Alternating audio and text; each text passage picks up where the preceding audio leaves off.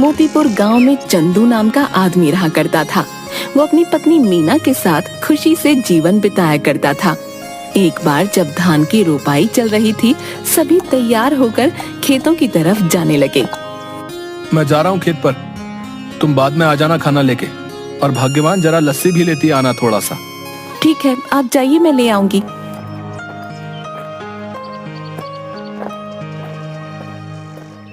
चंदू खेत में पहुंचता है, थोड़ी देर काम करता है, तभी खेतों की मेड़ों पर दो आदमी चल रहे होते हैं।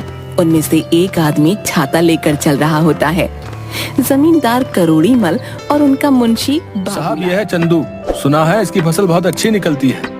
इस बार 8 बोरी चावल के लिए इसे बोल देते हैं। करीब है, 2 पैसा कमा लेगा तो दुआ ही देगा। ठीक है बाबूलाल, जाके इसे बता दो। जी मालिक। अरे ओ चंदू, सुन तो। क्या बात है बाबूलाल भाई? जमींदार साहब तुझसे मिलना चाहते हैं। मुझसे मिलना चाहते हैं? क्यों? अरे वो तेरी फसल खरीदना चाहते हैं। जी जमींदार साहब। आओ चंदू आओ, सुना है तुम्हारी फसल बहुत अच्छी होती है। क्या इस बार की फसल तुम हमें बेचना चाहोगे? बाजार के दाम से अच्छा दाम दे दूंगा। ये तो हमारे लिए खुशी की बात है साहब। तो फिर ठीक है, जिस दिन फसल ठीक से तैयार हो जाएगी हमें बता देना, हम आदमियों को भिजवा देंगे। तुम्हारी फसल काटने में वो सब तुम्हारी मदद करेंगे और तुम्हारे घर पर पैसे भिजवा देंगे। उसके बाद जमींदार चला जाता है। चंदू फिर से खेत में वापस आकर काम करने लगता है। थोड़ी देर बाद मीना वहाँ आ जाती है। सुनिए जी, आ जाइए, आपके लिए खाना लेकर आई हूँ, और हाँ, साथ में लस्सी भी लाई हूँ। आता हूँ। इसके बाद चंदू मीना के पास पहुँच जाता है। लाओ लाओ, बड़ी भूख लगी है। लीजिए। मीना, जमींदार जी आए थे, जानती हो उन्होंने क्या कहा? क्या कहा? उन्होंने कहा कि वो हमारी इस बार की फसल खरीदना चाहते हैं और बाजार से अच्छे दाम भी देंगे। ये तो बड़ी खुशी की बात है। ये सब माता रानी की कृपा से हुआ है। मैं कहती थी ना, एक दिन सब ठीक हो जाएगा। माता रानी करे ऐसा ही हो। इसके बाद दोनों घर चले जाते हैं। इसके बाद चंदू सो जाता है। चंदू शाम को उठा और घर के आंगन में लगी क्यारी से सब्जियां निकाली। मैं ये सब्जी बेच के आता हूँ, ठीक है? सुनिए, आप समय से आ जाइएगा, रात होने से पहले। ठीक है। उसके बाद मंडी में जाते वक्त एक मछली के ठेले के पास। मछली कैसे दे रहे हो भाई? भाई चंदू सुनो, तुम ये दोनों ले जाओ 100 रुपए में, मुझे जरा जल्दी घर जाना है। ये लो भाई 100 रुपए। आज मीना को कहूंगा मछली के गर्मा गर्म पकौड़े खिला दे। चंदू घर पहुंचा। अरे ओ मीना, कहाँ हो? ये लो मछली। आज पकौड़े खाने का दिल कर रहा है, जरा बना दो। जी हाँ ठीक है, लेकिन पहले आप हाथ मुंह धो लीजिए। इसके बाद मीना मछली पकाने लग गई। अरे वाह, तुम्हारा कोई जवाब नहीं। आहा, क्या पकौड़े बनाए हैं। इसी तरह कई महीने बीत गए। चंदू के खेतों में सोने की तरह चमकने वाली फसल तैयार हो गई। मीना, मैं खेत में जा रहा हूँ, जमींदार के आदमी पहुँचते ही होंगे। ठीक है। चंदू खेत में गया। चल चंदू, तैयार हो जा, बहुत काम करना बाकी है आज। जमींदार के आदमी वहाँ पहुँच गए। चलिए सब काम पर लग जाते हैं। सेठ ने कहा है जल्दी से सारा काम निपटा कर फसल चंदू के घर पहुंचा देना। सबने मिलकर फसल काटी और 8 बोरियां तैयार कर दी। तभी वहाँ मीना आई। ये क्या, इतनी जल्दी काम भी हो गया? मीना, इसीलिए तो कहते हैं कि एकता में बल है। जो काम मैं अकेला 2 दिन में करता, वो हम 4 लोगों ने मिलकर कुछ ही टाइम में कर दिया। इसके बाद सबने मिलकर बोरियां चंदू के घर तक पहुंचा दी। हम सब कल आके ये बोरियां सेठ के घर ले जाएंगे। चलिए हम चलते हैं। चलो, आज का काम भी खत्म हुआ, बस अब कल का इंतजार है। उसने सारी बोरियां घर में रख दी। तभी आधी रात को चंदू के घर के बाहर कुछ चोर बात करते हुए। सुनो सबके सब, ध्यान से घुसना। अगर हम खाली हाथ लौटे तो सरदार हमें छोड़ेंगे नहीं। सब धीरे धीरे चंदू के घर से सारी बोरियां चुरा कर। सुबह चंदू की बीवी, सुनिए जी, उठिए ना, देखिए क्या हो गया। क्या हो गया? चंदू उठिए, उठिए ना। क्या बात है भाग्यवान, ऐसा क्या हो गया जो तुमने सारा घर सर पर उठा लिया है? गोदाम से सारी बोरियां चोरी हो गई हैं। क्या? चोरी? कहाँ पे? गोदाम में आइए और खुद ही देख लीजिए। हे भगवान, ये क्या हो गया? जमींदार जी के आदमी कभी भी आ सकते हैं। माता रानी, मैंने किसी के साथ कुछ बुरा नहीं किया, फिर भी मेरे साथ ही क्यों? चंदू घर की सीढ़ियों पर बैठ जाता है। चंदू की आंखों से आंसू आ रहे थे। तभी वहां जमींदार के आदमी आ गए। अरे भाई चंदू, बोरियां तैयार है ना? नहीं भाई, कल रात को ही किसी ने अनाज की बोरियां चोरी कर ली हैं। ये क्या कह रहे हैं भाई? जमींदार जी कहीं गुस्सा ना हो जाए। तुम तो उनका गुस्सा जानते हो ना। चलो उनसे बात तो करनी ही पड़ेगी। चलो अब। चंदू बाबूलाल के साथ जमींदार के घर गया। क्या चंदू, तुम सब खाली हाथ क्यों आ रहे हो? जमींदार जी, कल रात को हमारे घर में चोरी हो गई। सुबह देखा तो गोदाम से सारी बोरियां गायब हो चुकी थी। कहीं तुमने किसी और को तो बेहतर दाम के चक्कर में नहीं बेच दी? नहीं जमींदार जी, मैं सच कह रहा हूँ। सेठ जी, एक ही गांव में रहना है हम सब ने। भला झूठ बोल के कितने दिन बच पाऊंगा? ठीक है, लेकिन अगर मुझे पता चला कि तुमने किसी और को दिया है, तब देखना कि मैं क्या करता हूँ। कुछ दिन तक चंदू और मीना दोनों उदास थे। चंदू सब्जियों को बाजार में बेचता और जो भी कमाता उसे बहुत ध्यान से खर्च करता। चंदू खाना खाने बैठा। सुनिए ना, कितने दिन हो गए हमें इस तरह सब्जियां बेचते हुए, लेकिन हमारा घर मुश्किल से चल पा रहा है। घर के भी हालात ठीक नहीं है। हमारा गुजारा सिर्फ सब्जियां बेचकर नहीं हो सकता। पहले तो अनाज बेचकर हम अच्छे खासे पैसे कमा लेते थे, जिसमें साल भर थोड़ा थोड़ा करके घर चल जाता था। लेकिन अब तो हमें अगली फसल के पक जाने तक इंतजार करना होगा। आप बताइए ना, ऐसे कैसे घर चलेगा?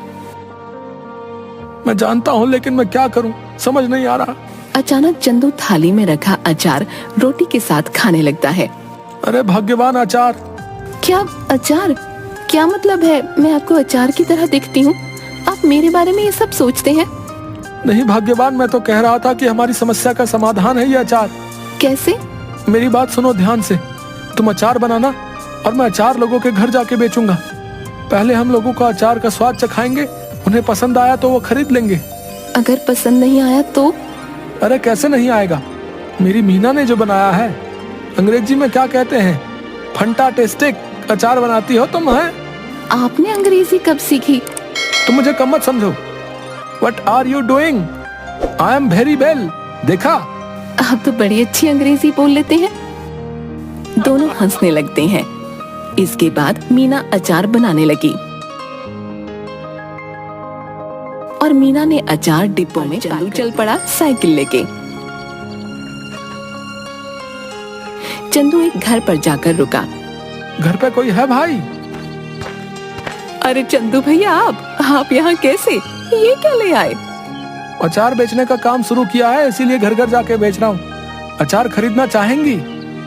जरूर, जरा चखाना तो भैया। औरत ने अचार चखा तो उसे बड़ा पसंद आया।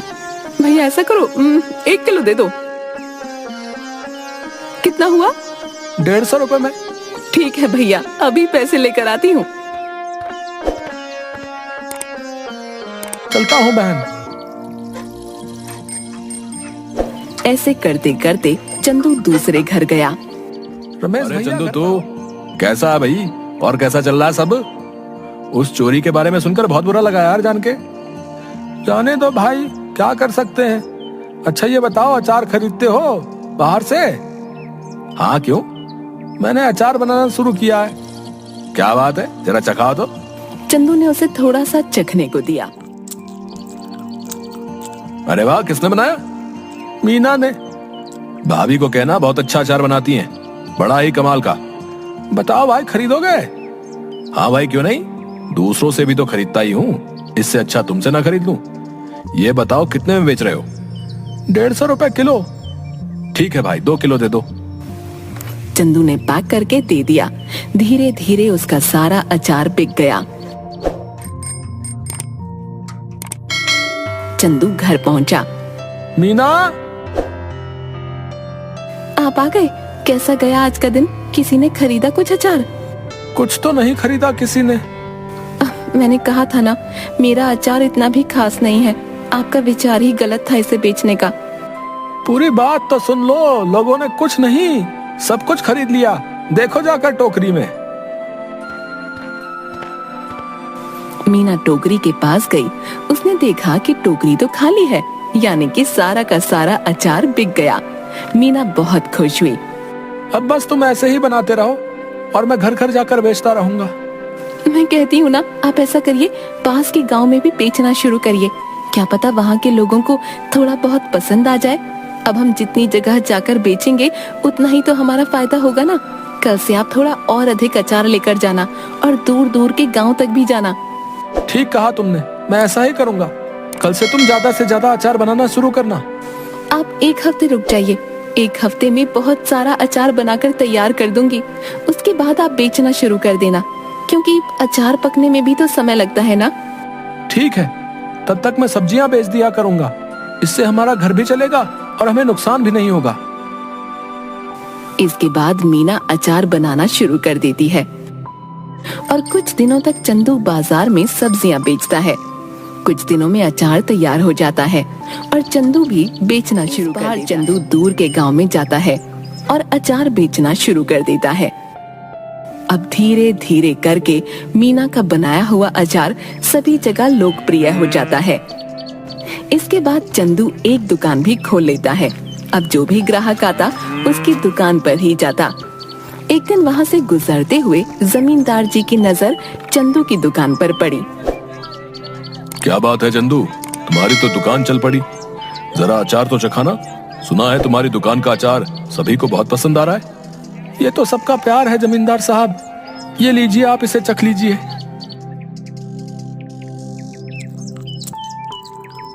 ये तो बड़ा स्वादिष्ट है। ऐसा करो, हमारे घर पर 60 किलो अचार पहुंचा देना। हमारे यहाँ बहुत बड़ा भंडारा है। 1 हफ्ते में हम तुम्हारे घर पर कुछ लोगों को भेज देंगे रात को, इसलिए तुम सारा सामान तैयार रखना। जी जमींदार साहब। रात को जमींदार के लोग चंदू के घर नहीं पहुँचे। रात भी काफी हो गई थी। ऐसा करिए, आप सो जाइए। अगर कोई आया तो हमें पता चल ही जाएगा, तब उठकर उनका सामान उन्हें दे देंगे। तुम ठीक कहती हो, सो जाना चाहिए। क्या पता वो आज ना आए। चलो सो जाते हैं। अगले दिन जब चंदू और मीना उठे तो घर में फिर से चोरी हो चुकी थी। इस बार चोरी अचार की हुई थी। सुनिए, घर में फिर से चोरी हो गई है। किसी ने इस बार हमारा रखा हुआ अचार चुरा लिया। चंदू उठा और जाकर अचार देखने लगा। मैं जमींदार साहब को बता कर आता हूँ।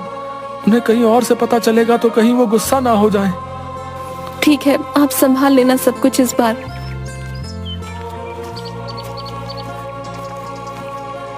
चंदू जमींदार साहब के घर गया। जमींदार साहब, इस बार फिर से आपके लिए जो हमने अचार तैयार किया था वो चोरी हो गया। ये हमेशा मेरे साथ ही क्यों हो रहा है? मैं तुमसे कुछ भी मंगाता हूँ और वो तुम्हारे घर में चोरी हो जाता है। मुझे लगता है तुम मुझे अपना सामान बेचना ही नहीं चाहते। ठीक है, मैं भी नहीं खरीदूंगा आज के बाद तुम्हारा कोई सामान। जाओ। ऐसी बात नहीं है जमींदार साहब, अब खुद ही सोचिए, मैं आपसे दुश्मनी क्यों मोल लूंगा। आप चिंता मत करिए, मैं आपके लिए दोबारा से 60 किलो का अचार तैयार करता हूँ। ठीक है, अगर इस बार कुछ हुआ तब देख लेना।